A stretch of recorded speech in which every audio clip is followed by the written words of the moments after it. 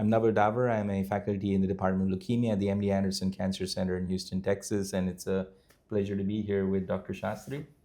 Introduce yourself. Yeah, thank you, Dr. Daver. Hi, I'm Aditi Shastri. I am an associate professor and attending physician at the Montefiore Einstein Comprehensive Cancer Center in the Bronx, New York. I'm happy to be here and discuss the topic of the debate that we had with Dr. Daver.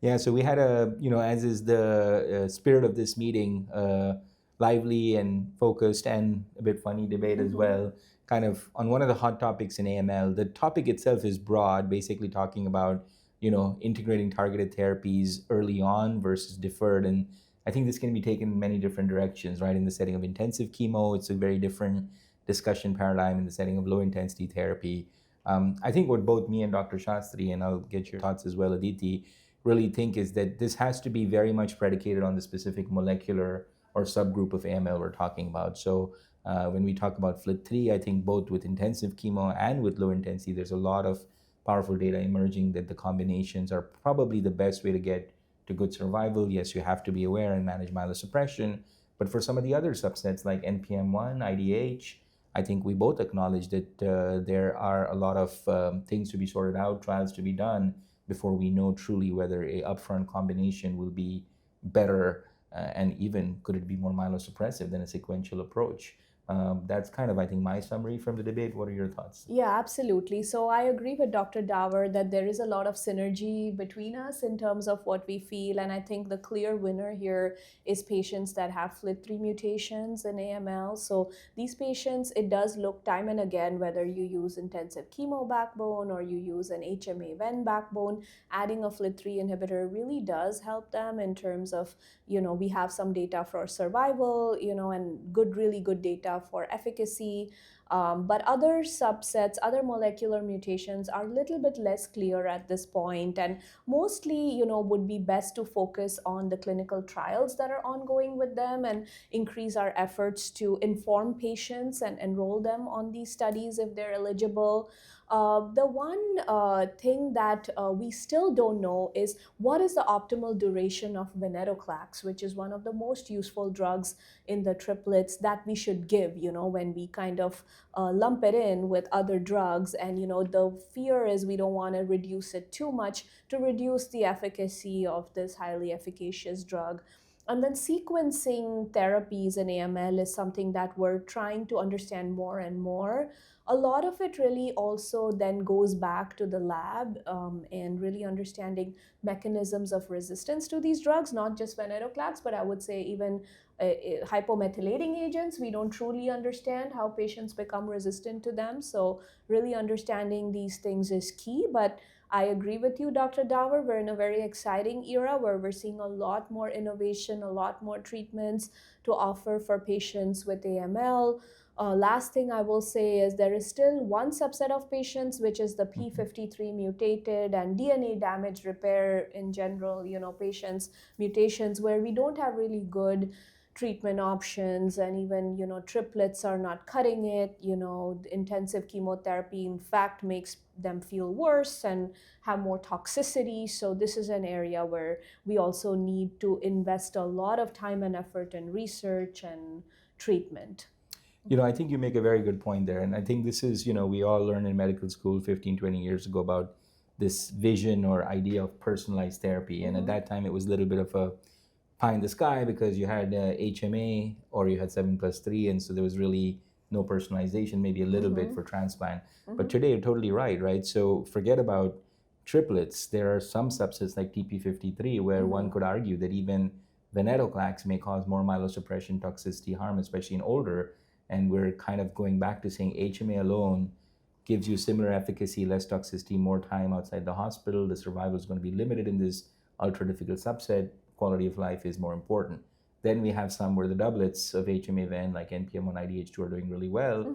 And the bar is high to show adding a third drug does not cause myelosuppression, toxicity.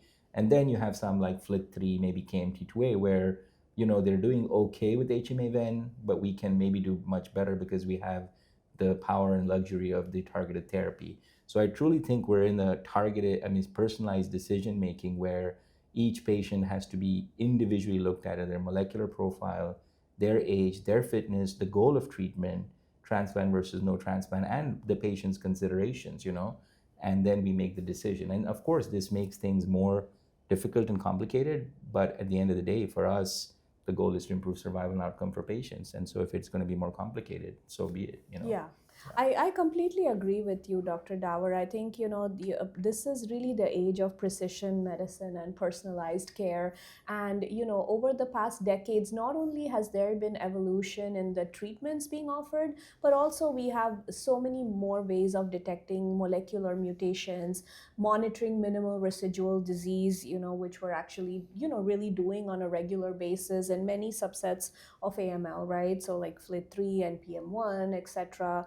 And tailoring treatment to patients really is important, because ultimately this is unlike other, say, solid tumors and everything. AML is a disease of high clonality.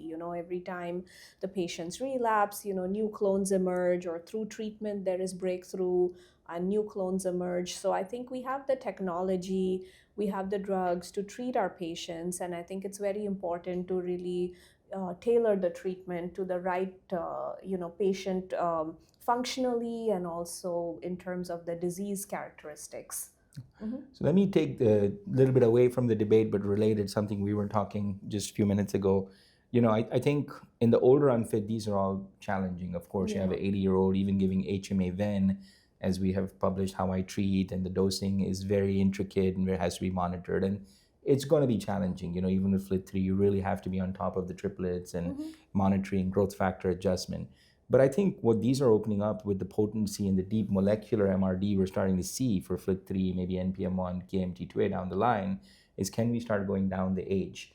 And as we've talked about the Amir Fathi plenary presentation paradigm, very exciting, powerful data, suggesting now that HMA ven may actually be better than intensive chemo for response EFS, which is good. And I get a lot of emails from community doctors and academic centers saying, well, is intensive chemo dead in AML because of the HMA ven data? So what are your thoughts on the paradigm study? And then more importantly, both our groups are pioneering intensive chemo ven, FLAG-IDA ven, CLIA ven, 7+3 ven, and that looks much better than 7+3. So even though paradigm beats 7+3, are we ready to switch, or are we feeling that, well, intensive chemo ven actually is a cut above, so we're not convinced that paradigm would beat that? What are your thoughts on that? Yeah, no, Dr. Daver, I completely agree with you. I think that this is still quite a controversial area, right? So if you ask me, I don't know that there is any clear-cut data showing that HMA ven beats this ven and intensive chemo backbone, and we as a community, like with our younger fit patients, our goal is really to bridge them to a curative allo transplant and cure them of the disease. So personally, I would still hesitate, as we discussed in the debate, we're still using intensive chemo backbone with venetoclax with excellent results, very high degree of MRD negativity, and bridging patients to CR. So it would actually be, I don't know if this will ever happen, but really a randomized effort looking at when HMA versus when intensive chemo backbones like 7+3 and FLAG-IDA would answer this very high unmet need question. Yeah. And I think, and also just even, for those who use predominantly 7+3, I think the one thing I would highlight with the paradigm, which Dr. Fathi did also very clearly in the plenary, is there were many molecular subsets that were not included. Right. So FLT3, NPM1, core binding factor were not included at all. So for those patients, we cannot change treatment based on paradigm. Now, there will be future studies that are going to look at HMA ven FLT3 versus intensive chemo FLT3, HMA ven menin versus intensive chemo to try to address that. But for today, I would say for your younger than 65, 70, FLT3, NPM1 who are fit, we would be using the same approaches that we have traditionally with intensive chemo plus targeted therapy or gemtuzumab approaches.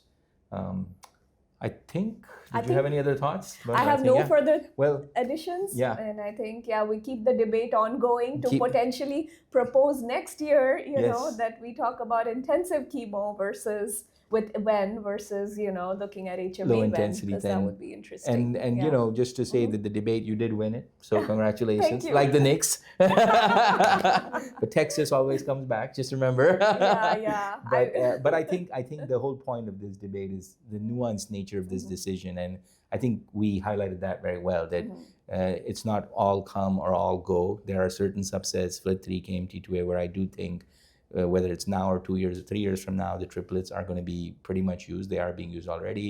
For others, I totally agree. We need to wait. NPM1, I myself am concerned about the frontline triplets and the myelosuppression, and a sequential approach could give you better outcomes. So I think the key of all this is there's a lot of trials. Please refer your patients. I think we will see the landscape of AML already change, continue to change even more exponentially in the next 5 to 7 years. And at the end of the day, I think we're looking at hopefully improving dramatically survival and even cure for groups 10 years ago we could almost not imagine. So this is a great time in the AML research and for AML patients. Thank you. And I invite you to join us at Great Debates again later in July in Dallas. We will have spirited debates on various important topics in hematologic malignancies, including things that are close to my heart, like MDS and AML, and hope to see many of you there. I echo Dr. Shastri. It's been a good meeting here in New York, a lot of interesting discussion. I think one of the nice things I like about the debate format is it makes you kind of think outside of the normal didactic presentation and, position your argument and also see both sides of the coin. And I think that's something that's coming out in a number of debates here in leukemia, myeloma, lymphoma, that many of these are not absolute answers, obviously, otherwise they wouldn't be good topics for debate, and also helps us understand what are the key research questions remaining for the field, where there is still a huge split among even experts and colleagues. So hope you're able to join the meeting. This will be in Dallas in July, and we will see you there. Thank you.